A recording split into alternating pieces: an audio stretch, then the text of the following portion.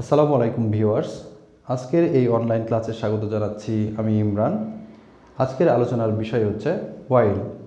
ওয়াইল এর নানাবিধ ব্যবহার নিয়ে আমি আলোচনা করব। দেরি না করে ক্লাসটা শুরু করা যাক। WHILE এর উচ্চারণ হোয়াইল না, এর উচ্চারণ হচ্ছে ওয়াইল। এখানে ডাব্লুর সাউন্ডটা সাইলেন্ট থাকবে, ওয়াইল। আজকে আমরা ওয়াইল এর ব্যবহার নিয়ে আলোচনা করব। ওয়াইল কতভাবে ব্যবহৃত হতে পারে সেটা দেখতে পারি। এখানে নাউন হিসাবে ব্যবহৃত হয়। যখন ওয়াইল নাউন হিসাবে ব্যবহৃত হবে তখন একখণ্ড সময় বা ক্ষণ অথবা অল্পটুকু সময় বোঝাতে এখানে ওয়াইল ব্যবহৃত হবে। তারপর প্রিপোজিশন হিসাবে ওয়াইল ব্যবহৃত হতে পারে। যখন প্রিপোজিশন হিসেবে ব্যবহৃত হবে তখন সময় উল্লেখ করবে। তারপর ওয়াইল সময় কাটানো ভার্ব হিসাবেও ব্যবহৃত হয়ে থাকে। সময় কাটানো অর্থেও ওয়াইল ব্যবহৃত হয়ে থাকতে পারে। যেমন হচ্ছে ওয়াইল অ্যাওয়ে, এটা আমরা সেন্টেন্স আকারে পরবর্তীতে দেখে নেব। তারপর আমরা দেখব ওয়াইল কনজাংশন হিসাবেও ব্যবহৃত হতে পারে। যখন কনজাংশন হিসাবে ব্যবহৃত হবে তখন এর অর্থ দিবে যখন। চলো এবার আমরা উদাহরণের মাধ্যমে এই সব ব্যবহার দেখে নেই। প্রথম উদাহরণটা হচ্ছে কাম টু মি, আমার কাছে আসো, ফর এ ওয়াইল, অল্প কিছুক্ষণের জন্য আমার কাছে আসো। এখানে আমরা দেখতে পাচ্ছি এটা হচ্ছে determiner.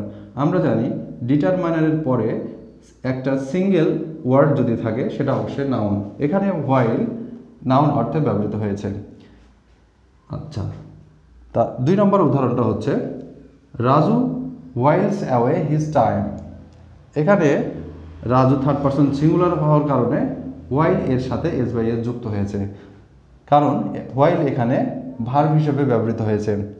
Raju ওয়াইলস away his time, Raju তার সময় রাজু ব্যস্তহীনভাবে তার সময় কাটায়। এখানে ওয়াইলস অ্যাওয়ে সময় কাটানো অর্থে ব্যবহৃত হয়েছে। এখানে তাহলে ওয়াইলটা ব্যবহার হয়েছে ভার্ব হিসাবে। এবার 3 নম্বর উদাহরণটা আমরা দেখব। ওয়াইল আই ওয়াজ স্লিপিং, যখন আমি ঘুমাচ্ছিলাম, মাই মাদার কল্ড মি, আমার মা আমাকে ডাকলো। আমরা জানি ওয়াইল নেওয়ার পরে যদি সাবজেক্ট থাকে তাহলে আমরা অবশ্যই সেটাকে পাস্ট কন্টিনিউয়াস করব এবং অপর পাশে পাস্ট ইনডিফিনিট করব। এখানে কল্ড মি, কল্ড এটার ভার্বের পাস্ট ফর্ম হিসাবে ব্যবহৃত হয়েছে। আমরা জানি পাস্ট ফর্ম ব্যবহৃত হলে পরে ওটা পাস্ট ইনডিফিনিট টেন্স ব্যবহৃত হয়। তাহলে এখানে আই ওয়াজ স্লিপিং এটা একটা sentence, my mother called me এটাও একটা সেন্টেন্স। এই দুটো সেন্টেন্সকে যুক্ত করেছে ওয়াইল দ্বারা। এখানে তাহলে ওয়াইলটা কনজাংশন হিসাবে ব্যবহৃত হয়েছে। এইটা যদি আমরা মাঝখানে ব্যবহার করি ওয়াইলটা, অর্থাৎ যদি প্রিন্সিপাল ক্লজটা এ পাশে নিয়ে আসি, অর্থাৎ my mother called me while I was sleeping, তাহলে আমরা ভালোভাবে দেখতে পাচ্ছি যে ওয়াইলটা কনজাংশন হিসাবে ব্যবহৃত হয়েছে। কিন্তু সেন্টেন্সের শুরুতে ওয়াইল বসেও কনজাংশন হিসাবে ব্যবহৃত হতে পারে, সেটা আমরা এখানে দেখতে পাচ্ছি। এখানে একটা কথা বলে রাখা ভালো, ওয়াইল থাকলে পারে যে শুধু পাস্ট কন্টিনিউয়াস টেন্স হবে আর ওই পাশে পাস্ট ইনডিফিনিট টেন্স হবে এমন নাও হতে পারে। দুই পাশেও কন্টিনিউয়াস টেন্স হতে পারে। যেমন ওয়াইল আই ওয়াজ স্লিপিং, যখন আমি ঘুমাচ্ছিলাম, মাই মাদার ওয়াজ কুকিং, আমার মা রান্না করছিল। আমার মা রান্না করাটাও হচ্ছে চলমান বোঝাচ্ছিল এবং আমি ঘুমাচ্ছিলাম এটাও চলমান বোঝাচ্ছিল। অর্থাৎ ওয়াইলের পরে পাস্ট কন্টিনিউয়াস হতে পারে এবং দুই ক্লজটাও পাস্ট কন্টিনিউয়াস হতে পারে। তাহলে এখানে ওয়াইলটা কনজাংশন হিসেবে ব্যবহৃত হয়েছে। 4 নম্বর উদাহরণটা আমরা দেখব এখন।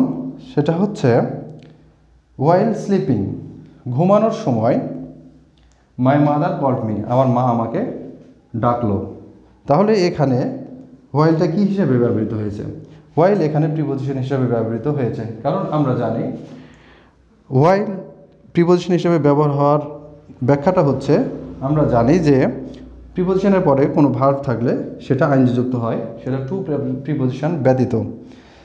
কিন্তু এইখানে ওয়াইলের পরে আইনযুক্ত হওয়ার পর কি সময় নিয়েছে? এখানে সময় নিয়েছেন, প্রিপোজিশন সময় অর্থ দিয়েছে, অর্থাৎ ওয়াইল স্লিপিং, ঘুমানোর সময়। এইখানে যদি আমরা একটা ফ্রেজ হোয়াইল এর পরিবর্তে রিপ্লেস করি, যেমন at the time of, at the time of sleeping my mother called me, ঘুমানোর সময় আমার মা আমাকে ডাকলো।